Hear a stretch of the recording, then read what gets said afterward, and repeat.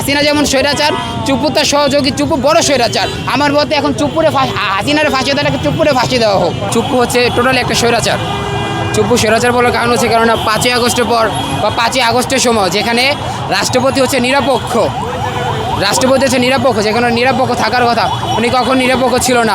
5ই আগস্টের আগে যেরকম উনি হাসিনার স্বৈরাচার, হাসিনার পক্ষে ছিল, ইভেন আমরা দেখতে পাচ্ছি 5ই আগস্টের পর হাসিনাকে দেশে ফেরানোর জন্য চুপ্পু নানান পায়তারা করতেছে। চুপ্পুর বর্তমানে হচ্ছে বাংলাদেশের সংবিধান অনুযায়ী যে রাষ্ট্রপতি থাকে তার বিরুদ্ধে কোনো আইন ওয়ারেন্ট দেওয়া যায় না বা তাকে কখনো গ্রেপ্তার করা যায় না। তো চুপ্পু যেহেতু পদত্যাগ করবে, তো আমরা চাচ্ছি যে চুপ্পু পদত্যাগ করার সাথে সাথে তাকে গ্রেপ্তার করা, অতি দ্রুত তাকে গ্রেপ্তার করা হোক। সেফ এক্সিটের কথা হয়েছে, এখন বিষয়টা হচ্ছে আপনার সেফ এক্সিট। সরকার কি এক্সিট দিব ওনাকে? সরকার ওনাকে কী সেফ এক্সিট দেবে?